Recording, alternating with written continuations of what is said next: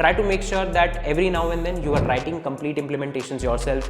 One significant problem of using these AI tools in your day-to-day job is the impact on the code quality. You have to write the unit test for every single branch of that particular function. Any specific complex implementation from very scratch, very optimized database queries, then AI tends to struggle. Then AI doesn't generally maintain the context across all the files. Tools like GitHub Copilot do keep context of other files, might not be the best one to go for. They might not be extremely trustworthy. And there might be a case that the implementation that it is doing, and you don't have to be like that, okay, I'm not going to use AI at all, because these kind of plugins integrated in the IDs on which you are going to work. Because you never know what kind of code snippets it's going to remember, reduces the time of searching the right relevant resources, have been written by third person for which the credibility is technically not known. There might be a case that you might not be allowed to use these AI tools because that improves the velocity and the implementations are relatively rather more subtle. But there can be situations in which this might not be the best tool that you would like to go for. Creating documentation, writing some tests, creating dummy data, I would say vigilant in doing the testing and doing the code reviews altogether. So before moving forward in the video, I have an important announcement for you. So if you're somebody who is actually willing to learn advanced backend technologies, then this is going to be the right platform for you. So at AlgoCamp, we have launched our new flagship Lambda 4.0 Advanced Live Backend Development Batch, in which you are going to learn advanced backend technologies including Fastify, Express.js, AWS, Mongo, DynamoDB and whatnot. This is going to be a power-packed course in which we are going to take you from the very scratch, very basics of backend technologies to the very advanced level by building a lot of interesting projects. We are going to build projects like Code Sandbox Clone. We are going to build streaming app which will include recorded movie streaming plus live streaming as well. We are going to make applications like booking.com backend, which is going to help you understand transactional capabilities, integrations of payment gateways and many more. All the important projects that we are going to cover in the course is going to be listed here, and this is going to be an absolute live course where we are going to take live classes, right? And in these live classes, we are going to do hands-on coding experience to learn all the important advanced backend technologies. You already know that backend is something that every important application needs, and you can actually excel your software engineering career with these backend tech in the Node.js stack. So what are you waiting for? All the important links, the complete syllabus, curriculum, all the details of the course is present in the description section below. You can use the coupon code coming up here to get maximum discount off on the current price. I'm really excited for the course. I hope you guys are too. And now let's get back to the video. Is AI going to replace software engineers? This is one of the most buzzing questions that you will see floating around here and there. I don't know whether AI is going to replace software engineers or not, but in this particular video, I am going to indeed talk about something more interesting.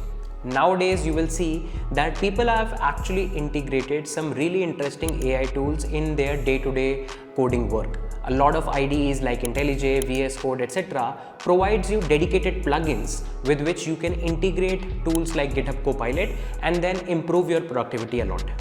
But to be very honest, apart from making you more productive, these AI plugins and these AI tools are actually doing some bit of harm as well.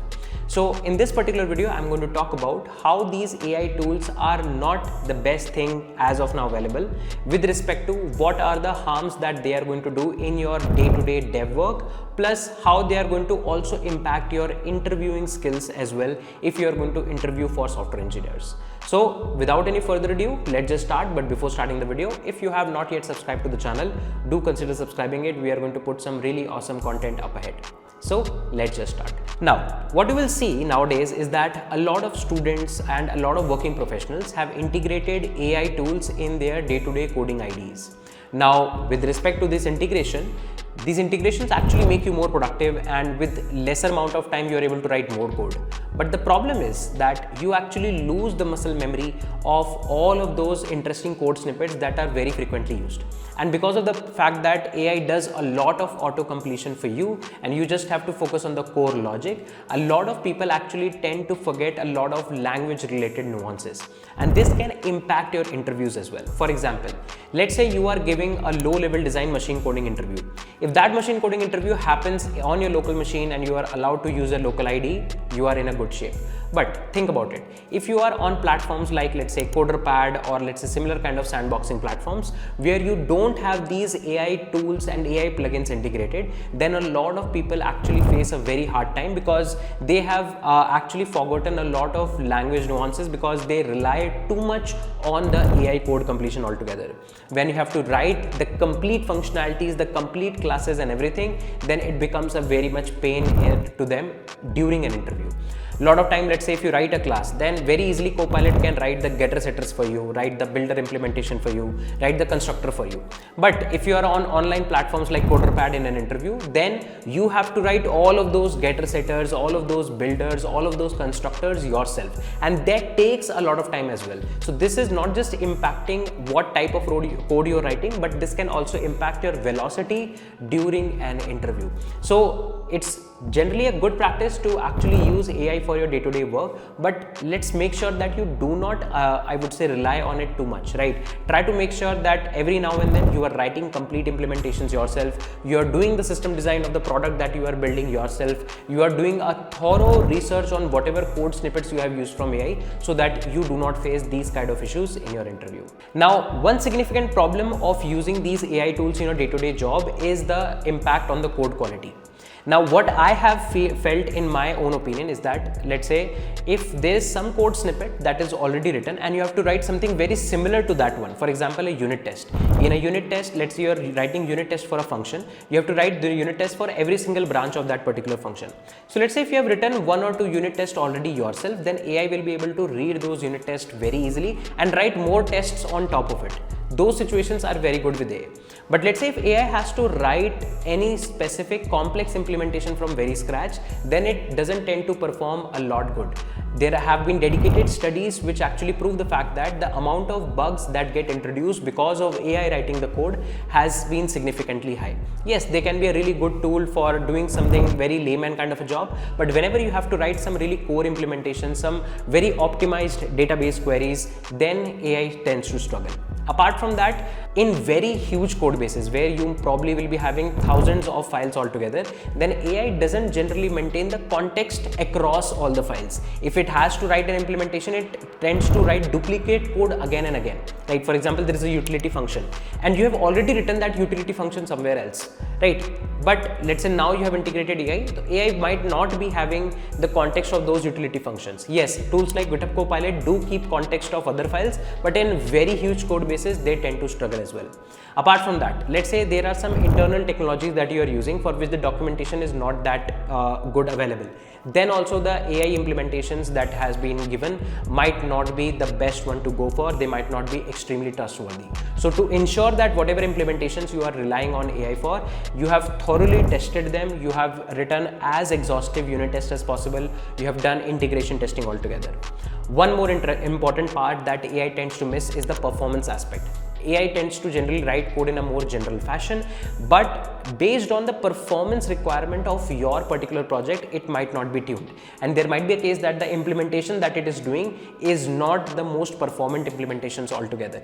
And maybe you have to, let's say, sit down and give a lot of prompts in order to update that implementations altogether. I have seen in a lot of places giving the prompts and making Copilot improve on the solution is way slower than writing the complete solution altogether, sometimes yourself as well. So you need to keep a balance that you don't have to extremely rely on AI, and you don't have to be like that, okay, I'm not going to use AI at all, because for any layman job which is very I would say insignificant, in those cases implementations around AI are generally good to follow as well. Now, a lot of companies are very much concerned about the security aspects and the security concerns that can come up later in the future because of too much usage of AI. A lot of companies might not even allow you to have these kind of plugins integrated in the IDs on which you are going to work. And if you build a habit of using AI too much, then in those companies you are going to tend to struggle, because there might be proper security restrictions on using these kind of AI tools, right? In fact, a lot of times companies generally recommend you to not put any code snippets of the internal projects on these online platforms of different kind of code editors which have integrated AI, because you never know what kind of code snippets it's going to remember, how it is going to retrain itself, how it's going to modify itself altogether. Instead, people and companies do recommend that for improvising on your search or improving on your search, there you can actually use AI tools a lot, because this improves the I would say reduces the time of searching the right relevant resources. Of course, there can be some mismatch of data and error of the data, but that can exist in your normal Google search also, because a lot of time the articles that you see have been written by third person for which the credibility is technically not known. So to improve on your search, yes, you can use it, but a lot of time due to security concerns, there might be a case that you might not be allowed to use these AI tools for writing your complete coding implementations altogether. And that was it for this particular video, guys. All of the points that I mentioned are some of my own opinions, and I've seen people actually struggling in, let's say, interviews and day-to-day job because they have started using AI too much. I myself use AI tools like GitHub Copilot for any kind of implementation that, let's say, if I do in class, because that improves the velocity and the implementations are relatively rather more subtle. And I know if those implementations given by AI and, let's say, GitHub Copilot are not there, those recommendations are not there, what I have to write, because I have been writing that multiple times.